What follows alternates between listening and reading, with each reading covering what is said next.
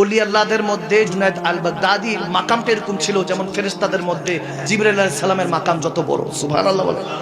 নেককার বান্দা ওলি আল্লাহদের মধ্যে জুনায়েদ বাগদাদির এরকম মাকাম।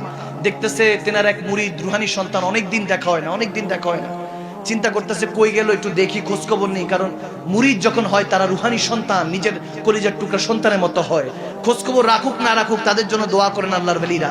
দোয়া করছেন, হঠাৎ দেখে যে কি অসুস্থ হলো কিনা, নিজে তাশরিফ আনলেন, ওই ঘরের মধ্যে গেলেন। ঘরের মধ্যে গিয়ে দেখেন তিনি বসে ইবাদত করছে। বলে কি ব্যাপার বাবা, তোমাকে দেখি না, আসো না আমার দরবার শরীফে আসবা, আমার দরবারে আসবা, আমার ঘরে আসবা, দেখা করবা। বলে হুজুর এখন আর আপনার প্রয়োজন নাই, আমি এখন আল্লাহর অনেক খাস বান্দা হয়ে গেছি, আপনার লাগবে না, আমি যখন বড় আর বড় দিয়ে কি করব।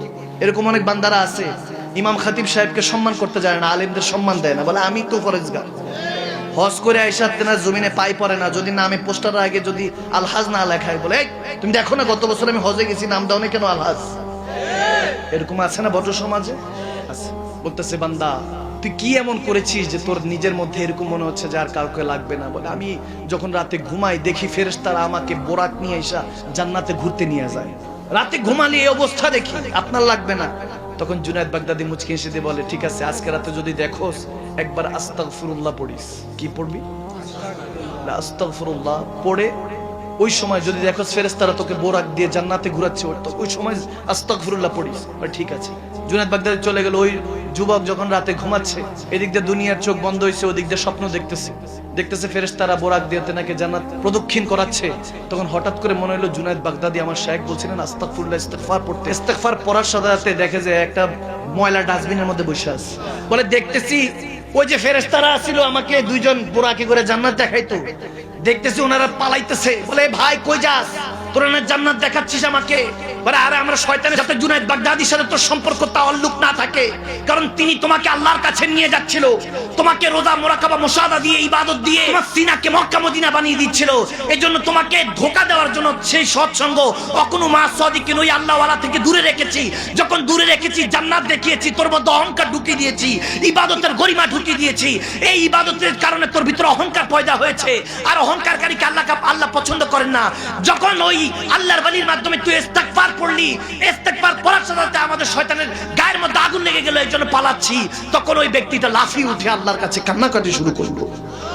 কান্নাকাটি করতে করতে কিভাবে যাবে জুনায়েদ বাগদাদির দরবারে হাজিরা দিল। হাজিরা দিয়ে বলে হুজুর মাফ করে দেন। বলে ইস্তিগফার পড়েছিলি? বলে জি হুজুর পড়েছি, আমাকে ক্ষমা করে দেন হুজুর, বুঝতে পারিনি, আপনার সঙ্গ আপনি যদি ছেড়ে দেন আমি কার কাছে যাব।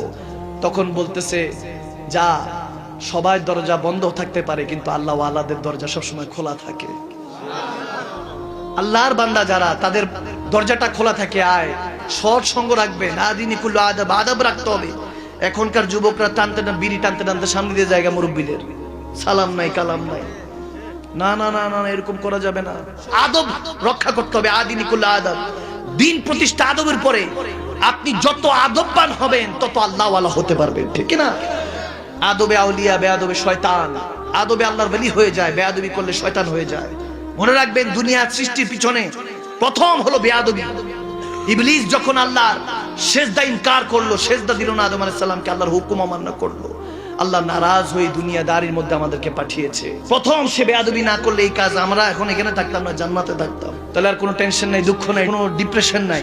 আদব চলে যাবে, আপনার যত ইবাদত করেন কোনো কাজে আসবে না। অন্তরের মধ্যে আদব রাখবেন, বড়দেরকে সম্মান করবেন, ছোটদেরকে স্নেহ করবেন। ভাইরা আমার, বাবার আমার, দুনিয়াটা স্বল্প দিনের জন্য, অল্প দুনিয়ার স্বল্প গল্প।